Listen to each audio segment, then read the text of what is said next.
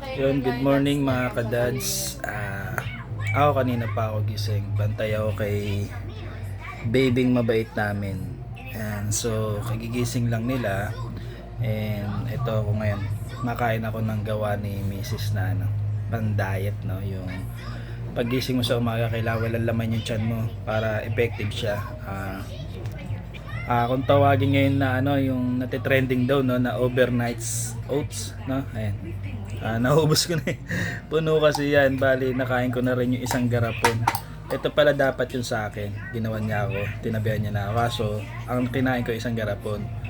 Kaya, kinain ko na rin to. Bali, pangalawa na to. Ano to, effective to? Nung unang kain ko na to, excuse me, yung unang kain ko na to, alam mo yun, yung pagkaubos na to, bilang ka lang 5 minutes to 10 minutes, agad, umano agad yung tiyan ko. Magda-digest na agad. So yun, ganda ng digestion ko. Maganda siya, effective din. Hindi lang naman to sa sa pagda-digest para mabilis mag-digest, no. Sa rin to, high fiber din siya. Marami rin siyang tulong dahil may oats, may yogurt, may mga nuts, raisin. Marami siyang tulong na health benefits, no. So yun ginawa naman to ni Mrs. para sa akin. Hindi lang ganun din sa mga anak ko, para alam mo yun, yung dalawa kong anak na si Prince, si Ikea at si Prince, yung dumi nila sobrang excuse me, sobrang laki at sobrang tigas, kaya mas better to sa kanya. Bagay na bagay sa kanila to, no, para lumambot yung dumi nila at mabilis sila mag-digest. Simula nung baby pa sila hanggang ngayon, ganun yung dumi nila, hindi babago. So ayun, si Prince kumakain at si Ikea. Pakita ko sa inyo. Ayun, no. Kain si Prince, oh. Kamusta, Prince?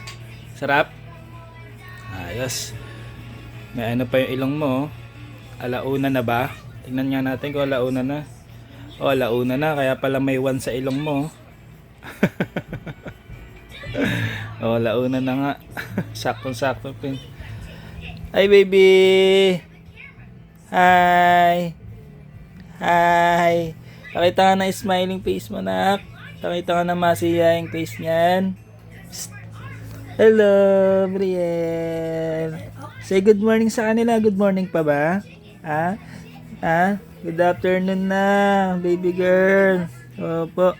Nanonood siya ng Sana magustuhan niya si Dora, kasi sawa na siya kay Miss Rachel eh. Kaya kay Dora naman, medyo nalilibang naman siya, mga almost 20 minutes na. Kaya magustuhan niya. Mainipin to si baby girl ko. Smile naman dyan, smile. Smile, pakita mo sa kanila. Smile mo. Pakita mo yung smile mo. Ganda ng baby ko, oh. Ayan, hello po. Hello po sa inyong lahat. Hello po. Hi. Si Prince, ayun si Wifey, tulog pa ba? Ayun, nagsi-cellphone pa. Sa cellphone na pala. Ayan, ganyan si Brielle, oh. Pag alis, pag nakatingin na siya. Susundan ako niya na gano'n. Ayun, oh, very good, oh. Ayun, puro nuts yan, oh. Sarap yan. Ate niya, bago makain ng ate niya, nako, dadasalan pa, tsaka ilang oras. Sa kanya, kay Prince, sinusubo, oh. Si Boss Prince. Ay, si Brian.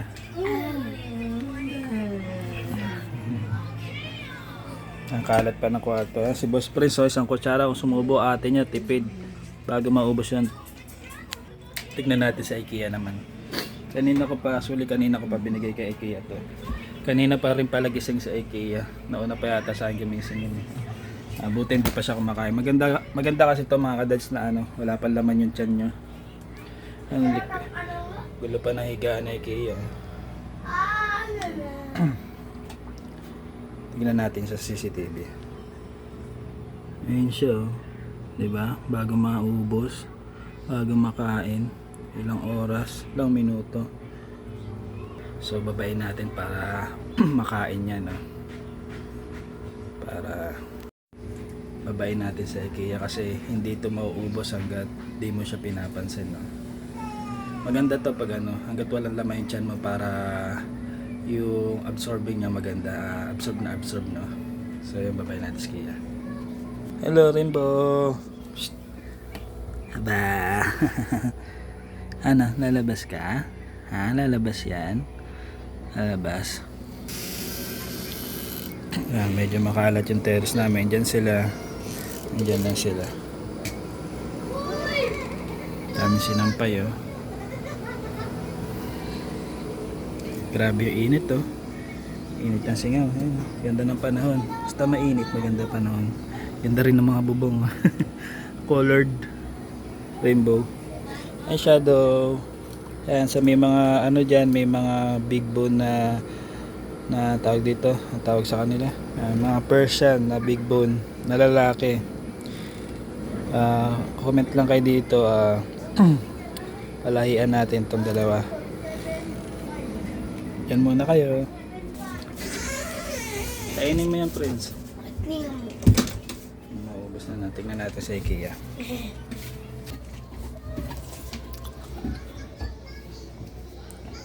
Ano, si Prince mauubos na yun sa kanya. Saan na sa'yo? Kainin mo na yan. Pati yung, yung raisin. Masarap yan, nak. Maganda sa digestion yan. Okay, Prince. Mauubos na yan kay Prince. Yung mga gulay. Mga gulay. Fruits and nuts yan. Hindi siya vegetable. May Quaker oats din. Ay, may oats din siya. Walang talab lang sa akin mga ayan, Mga? walang talab. Fruits lang eh. Fruits. Ganda yan sa katawan. Fruits yan, tsaka nuts. Abusin na yan kaya. Yung oras mo is kanina pa yan, no? 12:30 siguro. 12:30 siguro. 1:30 kaya. Meron ako. Ubos na dapat yan 1:30, ha. Yung ganito ako eh. Sige na, paunahan kayo. Kasangan na yun. So nag-request ulit si Mrs. na magluto ulit tapa. So ayan, binabad ko na siya. Ito yung kanina ko naubos, malaki rin siya. So ito yung tapa, luluto ulit tayo para naman sa family ni Mrs. no. Kasi favorite din nila yan. Binabad ko na siya para mamaya pakuluan na natin. Alisin natin yung mga ano niya, yung mga dugo, no. Kapon kasi nagluto tayo, di natin sila nabigyan so pupunta sila mama dito, kaya ito na yung yung pagkain natin, no. Favorite din nila to, yung tapa natin. So nagustuhan rin pala to ng dalawa kong anak, si Ike at saka si Prince. Talagang bihirang kumain to ng mga gantong ulam, no. Mga masiselan to, buti kumain, nasarapan daw. Si Prince masarap daw kasi maanghang. So yun, lutuin natin mamaya yung tapa. Kung bumili kasi kami, hindi lang 1 kilo. Ang binibili namin is 2 kilo, 3 kilo pang stock namin sa freezer, no, para kung sakaling mag cravings kami ng tapa, hugot lang na hugot sa rep. Para kami, para may mga stock na may mga ulam pag nag cravings. Balik tayo dito sa kwarto.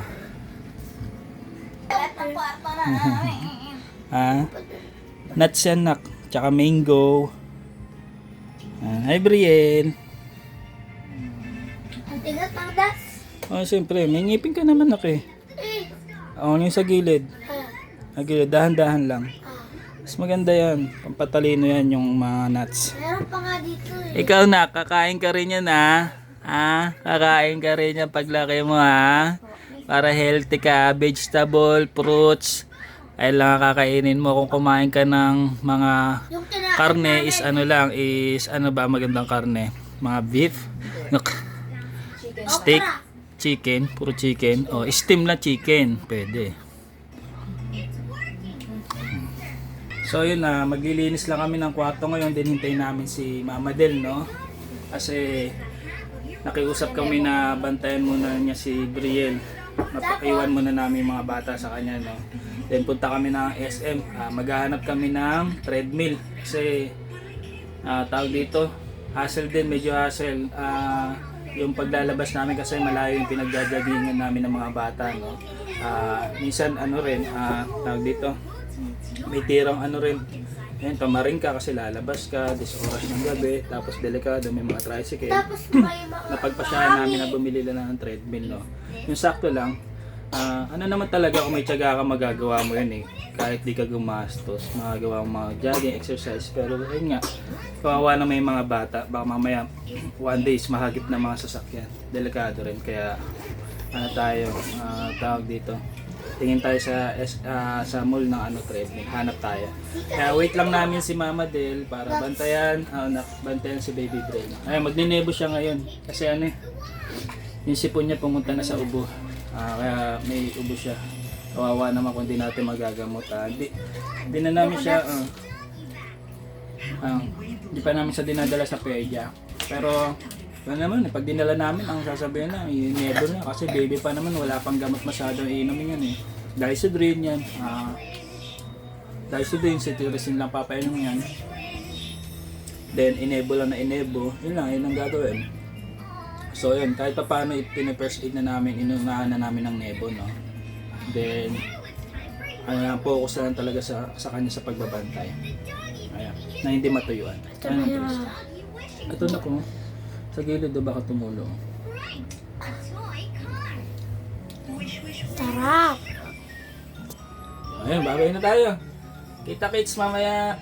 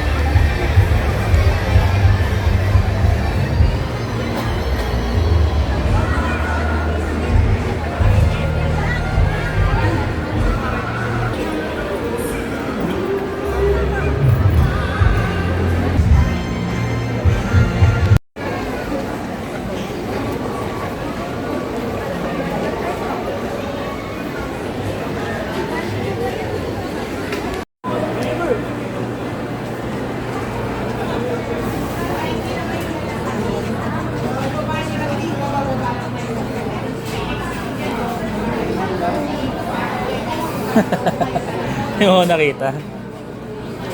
Dito kami ni Prince sa Jayco. Bili siya ng donuts.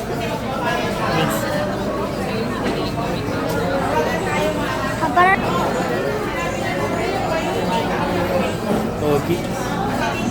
Anong mata ko dahil sa boto?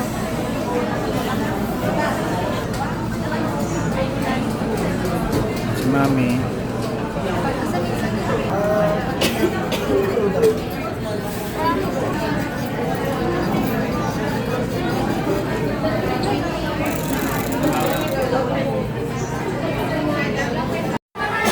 So yun mga kadals, nandito na kami sa ngayon, no, sa SM North kami ngayon. Bali, nuna muna namin to sa healthy option, yung mga pagkain ni Brielle, no, ni Baby Brielle. Bumili muna si Mrs. dito. Yan siya.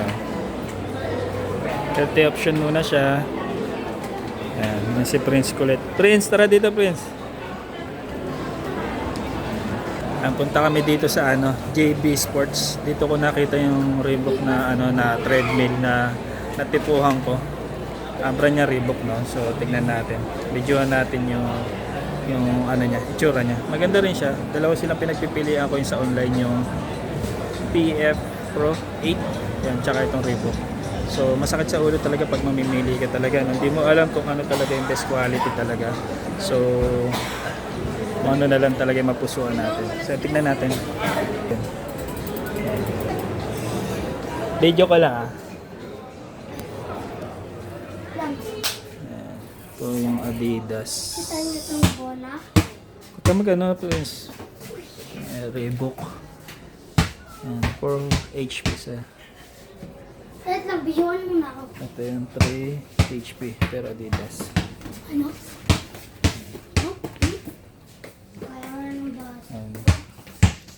Yung Patry ako niyan, di. bet ko na Reebok. Yung yung na-try natin dati. Tara na. Basketball player ka paglaki. Malaki yun eh, dahil bola mo mga maliliit. Yung Sabi mo na. Tara na, pang-boxing ka, hindi ka pang-basketball. Pang-boxing ka kasi yung ilong mo, pang-boxing na yan. So yan, actually nakapasok na kami ni Prince kanina sa JB Sport, no? Binalikan lang namin talaga. Alam naman namin na yung spec noon. Nung nakaraan kasi nagpunta kami, alam ko na yun. So binalikan lang talaga natin siya para mabuo yung ano natin, yung decision natin, tsaka yung choice natin sa tama. Kasi mahal din siya, masakit din eh. Ayun, 59,000 siya. Then yung kausap ko sa internet, sa online, 69,000 naman. So 10,000 yung difference niya. Bali, ano rin siya, ang pinaka-difference niya talaga is sa pagkaiba nila sa horsepower. Yung dito kay Reebok is 2 HP lang. Pero yung dun sa online, yung kausap ko, 4 HP. So maganda rin siya. Yung 4 HP, bali, tatagal din siya ng 1 to 5 hours tuloy-tuloy. Kaya naman nun, pang commercial siya. Mataas-taas na rin, kaya ganun din yung price niya. Mataas din yung spec niya. So kaya siya ng 1 to 5 hours. Ito kasi si Reebok is magandang klase rin naman to, branded din naman to. US brand din naman to. Bali, tumatagal siya ng 2 hours daw. 2 hours din, pahinga lang ng 30 minutes, okay na ulit. So si si PF Pro 8, 1 to 5 hours din, pahinga ng 1 oras, okay na ulit. Pang talaga siya, commercial talaga. Siguro ako, ang choice ko talaga, dito na ako mag-decision talaga. Pinunta talaga namin dito sa mall is ikunin na talaga itong treadmill dito. Kaso, ayun nga, tayo sa nabuo yung decision natin kasi nakausap ko kanina sa calls yung sa online. Napaliwanag niya sa akin na maayos yung spec talaga. Talagang, ayun kasi kailangan natin bago tayo bumili ng mga bagay na gusto natin, lalo na yung mamahalin, no? Kailangan alamin natin yung spec, then yung honest review, honest na salesman, no? Honest na makakausap mo. Mahirap kasi yung sales talk ka lang, ganyan. Pero pagdating na mabilis masira or marami problema. Pero ayun, kahit pa paano, lahat naman mahirap man judge, lahat din naman is pare-pares naman magagaling, pero mapipil mo naman kung sino talaga yung totoo, tsaka yung bet mo talaga yung matitipuan ng puso mo. So, ayun, makwento ko lang, yung nakausap ko kanina is, tawag dito, okay rin kasi pinagtagpo kami ni Lord, no? Kasi nalaman ko rin pala dahil nabanggit niya agad na nag-uusap kami.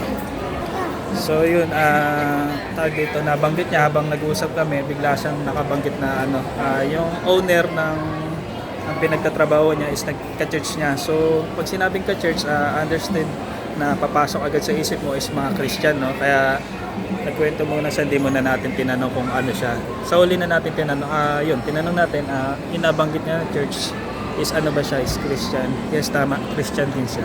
So, isa rin tayo sa Christian, no? Na lumalaban sa faith, then lumalaban tayo sa pagsubok, no? So, hindi naman tayo perfecto, hindi naman ako perfectong tao. Kaya nandito pa rin ako, lumalaban pa rin ako sa pagsubok, sa faith, sa pananampalataya. Pero mas lamang pa rin sa akin si Lord, pero syempre nandiyan pa rin mga pagsubok, no? Kaya ang gawin natin is pray lang talaga kay Lord. Then labanan lang natin yung kalaban, no? Yung tukso, no? Tsaka yung kasamaan. So pag nandiyan ka na, malapit ka na talaga, papalapit ka na kay Lord, diyan ka niya susubukan, diyan ka niya itatry ko hanggang saan yung faith mo, no? So ayun, andun tayo sa part na nasusubukan pa rin, pero lumalaban pa rin tayo. Pray lang always, din si Lord lang, din hinga lang na malalim, then bigyan natin ng patient and respect ang bawat isa. Then siyempre unang-una yung pagkatao natin, yung sarili natin. Igalang muna natin yung sarili natin, no? Respetuhin muna natin yung sarili natin bago yung ibang tao, kasi kung wala tayong respeto sa sarili natin, sa ibang tao lang is wala yun, fake lang yun. Fake lang yung pinapakita natin, kasi sa ibang tao lang tayo magaling, sa ibang tao lang tayo mabait, ganyan, pero sa sarili natin nakakagawa pa tayo ng mga bad, no? So ayun lang, dumadaan talaga lahat ng mga nananampalataya, mga Christian talaga sa mga ganong part. Kahit saan religion naman nakakaranas ng ganon. So ang ugaliin natin is kumapit lang talaga kay Lord and mag-pray lang tayo always, no? Then lagi nating isipin nandiyan si Lord. Then yung pinakamahalaga yung Holy Spirit natin, kung nasaan yung Holy Spirit natin, no? Kailangan patibayan natin yung Holy Spirit natin, patutagin natin yung Holy Spirit natin. Ayun yung number 1 na tutulong sa atin makalapit kay Lord yung Holy Spirit natin. So ayun, nakwento ko lang sa inyo, mahaba na yung kwentuhan natin, no? So good decision na yun, yung bibilin namin, yung PF Pro 8. Yan. So ayun na yun. Si Reebok okay rin, pero doon ako sa mas matagal yung yung pag-run mo, no. Tsaka doon mo masusubukan talaga, malakas talaga. Konti lang naman yung diferensya ng price nila. Pero yung pinaka HP nila is malaki. 2 HP versus 4 HP, tsaka yung R niya 2 hours versus 5 hours, no. So doon tayo. So yun. May nakita si Prince dito na nagbibideo, sabi mga vlogger daw. Ito. Ayan. Ano ba yan? Bago? Ano ba yan? Regular, bagong bukas. Ayan. Ewan natin kung sinong vlogger yan, no? Pero ayun, salute. Ayan. Sana one day maging ganyan din tayo, no? May cameraman, nagbablog na tayo ng ganyan, marami na tayong tauhan, no? One day sana makarating tayo sa ganyan, no? Ayan. So yun, wala namang imposible kay Lord, no? Lahat ng kagusto natin, bibigay natin. Siyempre, ang kapalit nun is pagsunod kay Lord, no? Yung mga pagsunod kay Lord, yung mga katangian na gusto niya, kailangan bigay natin. Siyempre, kailangan totoo tayo. So, mahirap mang gawin yung mga trials na yun, yung mga pagsubok, pero hingi lang tayo ng wisdom and faith ng pagdadasal sa Kanya na makakamit din natin yun. So yun na, tinawag tayo para sa email. Hintayin lang natin na matapos si Mrs. Dito sa healthy option. Then na tayo, ewan namin kung saan pa kami pupunta or ano pa ibibilin namin. Pero ito lang talaga yung pinuntahan namin dito sa mall, yung bread milk talaga. So waiting na lang tayo. Then ayun nga, salamat sa sa panonood nyo. Then sa support nyo sa aming mga family na Daddy X all around, no? Sana supportahan nyo po lagi. Then may pagtyagaan yung panoorin yung mga videos namin. So ngayon baguhan pa lang kami para sa pagbibideo, medyo mini namin is nakaka-boring din talaga kung makikinig ka lang sa isang kwento, no.